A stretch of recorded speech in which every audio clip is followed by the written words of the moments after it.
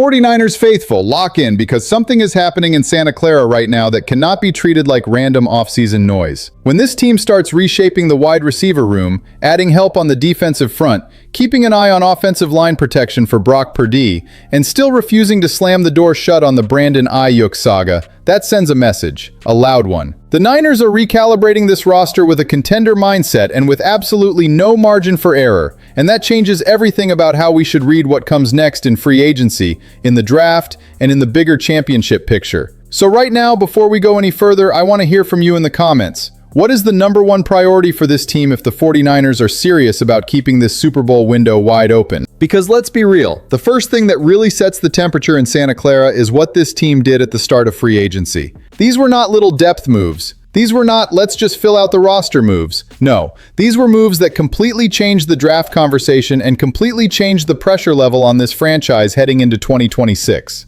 The 49ers attacked the wide receiver group by bringing in Mike Evans and Christian Kirk. And right there, that tells you they knew that room needed a facelift. They knew they needed more firepower, more reliability, more answers.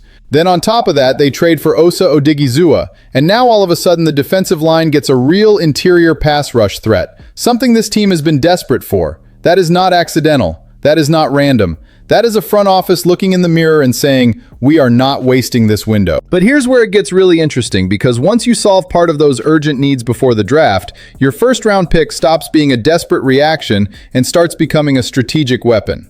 And according to Matt Barrow's projection, the name tied to the Niners at pick 27 is Akeem Mesidor, the edge out of Miami.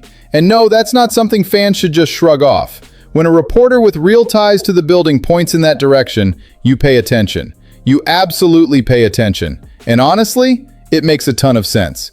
The 49ers were way too low in sack production. Way too low. That is unacceptable for a team that wants to walk into 2026 calling itself a legit contender. You cannot live off Nick Bosa alone and expect to survive deep playoff football. You cannot go into big NFC games hoping the pressure just magically shows up. That's not how January works.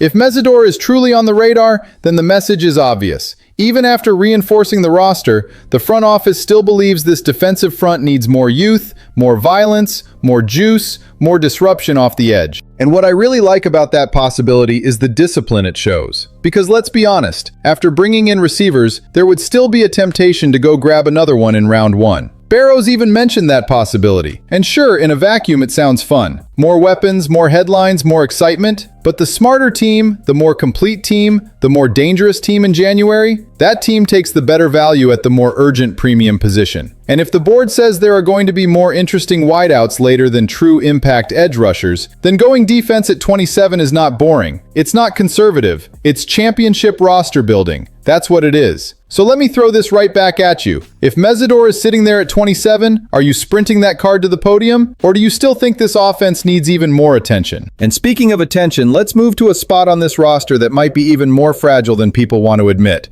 the interior offensive line. Because this is where contender talk gets real. You can talk all day about wide receivers, pass rushers, skill players, splash moves, hype, all of it. But if Brock Purdy does not have a stronger, steadier structure in front of him, then this whole contender conversation starts shaking fast. Fast. That is why the Kevin Zeitler buzz matters, even without official confirmation of talks. This is not about pretending a rumor is done. It's about understanding why a name like that keeps making football sense for a team like San Francisco. Zeitler is still out there. He is still available. He still carries the reputation of being a physical, dependable veteran lineman. And that matters because the biggest unresolved question on this roster still lives on the left side of the offensive line. That is not a small issue. That is not a side story. That is front page business when your quarterback is Brock Purdy and your team is trying to make a real run. Here's the bigger point. Real contenders don't wait until a weakness explodes in their face. Real contenders attack the weakness early. They raise the floor before the floor caves in. Kevin Zeitler would not be some flashy social media move. Nobody's throwing a parade over it. It wouldn't be the kind of signing that lights up jersey sales overnight. But you know what it could be? The kind of move that separates a good team from a team that's actually built to survive playoff football. Better communication up front, fewer protection mistakes, more stability in the pocket, more trust between quarterback and line. That stuff changes games. That stuff travels in January. Now yes, there's an important detail here. Historically, Zeitler has been much more tied to right guard than left guard, so on paper it is not a perfect fit. Fair. But when a team has real Super Bowl expectations, sometimes the goal is not perfection. Sometimes the goal is reducing vulnerability anywhere you can. And right now, the Niners still look vulnerable in the middle of that offensive line. So let me ask you this. If you're the 49ers, are you spending on a veteran like Zeitler right now to stabilize that unit immediately? Or are you waiting on the draft and trusting a younger solution? Because your answer says a lot about how urgent you think this roster situation really is. Now let's get into one of the trickiest, messiest, most fascinating parts of this entire offseason. Because for me, the Brandon Aiyuk situation is not just about talent, and it's not just about market value. This is about leverage. This is about timing. This is about internal wear and tear. And when the 49ers chose not to release Aiyuk outright at the start of the new league year on March 11th, that told me something very specific.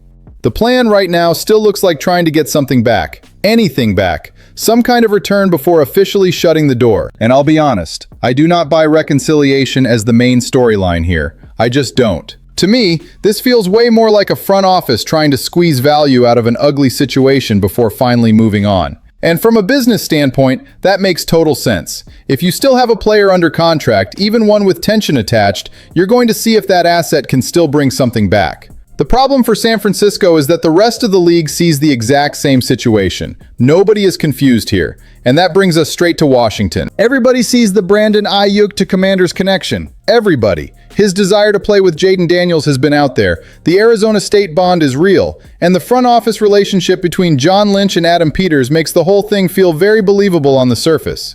But from Washington's side, this is easy to understand too. Why would the Commanders give up draft capital right now if they believe the 49ers are eventually going to have to let this thing go anyway? Why rush to pay for a player who might become available later? Why inherit the full contract situation when you could wait and try to set your own terms? From Washington's side, patience is power. From San Francisco's side, delay is leverage. That's why this whole thing feels less like drama and more like a timing war. A straight-up stare-down. And the reason it matters so much is because it affects the rest of the roster-building story too. While this thing drags on, the 49ers are clearly trying to reshape that receiver room without becoming prisoners to one outcome. Mike Evans and Christian Kirk helped tell that story. The team moved. The team adjusted. The team prepared for life beyond one player, even if the final chapter hasn't been officially written yet. So now I want to hear from you. If the Niners are really just waiting for the best possible moment to turn the page, would you keep pushing for a trade as long as possible? Or would you rip the bandage off and end this now? And then there's one more offseason piece that might not get the same kind of headlines, but it still says a lot about how the 49ers are thinking through this roster from top to bottom: the return game. With Sky Moore leaving in free agency, San Francisco now has a real question to answer on punts and kickoffs. And for a team with contender pressure, that is not some throwaway detail. That is part of the machine. That is part of the structure. That is part of how championship teams avoid giving games away.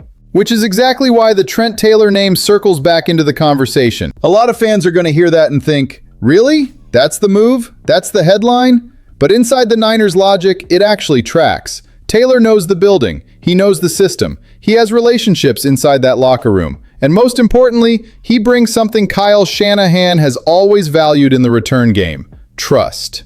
No, Trent Taylor has never been some electric, game-breaking return monster. That's not the point. The point is reliability. The point is ball security. The point is having someone back there who isn't going to turn a routine special team snap into a disaster. Of course, yes, there are younger options. Jacob Cowing, Jordan Watkins, Junior Bergen, those names are all interesting. Maybe one of them wins the job. Maybe one of them pops and gives the Niners juice there. But we've seen this movie before. We've seen young receivers struggle with muffs, with reads, with nerves, with the little details that suddenly become massive details in real games. So if San Francisco decides to bring back a known veteran as a safety net, that would not be lazy. That would not be backwards. That would be a contender doing what contenders do, reducing risk wherever they can reduce risk. Because that's the big picture here. Real contenders do not just build the top of the roster. They protect the edges of the roster too. They protect special teams. They protect depth. They protect emergency scenarios before those emergencies become losses. If Trent Taylor comes back, nobody's calling it the biggest move of the offseason. Fine. But in a roster trying to stay functional, stable, and dangerous all the way into January, that kind of move can absolutely matter. And that's really the theme of this whole offseason, isn't it? The 49ers are not moving like a team that just wants to tidy a few things up. They're moving like a team that understands exactly how heavy this window is. Draft decisions, offensive line help, pass rush urgency, special team stability, the Brandon Aiyuk standoff, all of it points to the same truth. Santa Clara knows 2026 comes with real pressure, real expectations, and no patience for excuses. This is not a franchise trying to convince itself it belongs. This is a franchise trying to make sure it does not waste a championship shot. So now it's your turn. Which of these storylines worries you the most? The pass rush? The offensive line? The Aiyuk situation? The return game? Drop it in the comments, hit the like button, share this with another Niners fan, and make some noise, because if this team is really building for one more serious title chase, then every move from here on out matters. And if the front office gets this right, watch out, because this could be the kind of offseason that looks subtle in March and feels massive when the games actually start.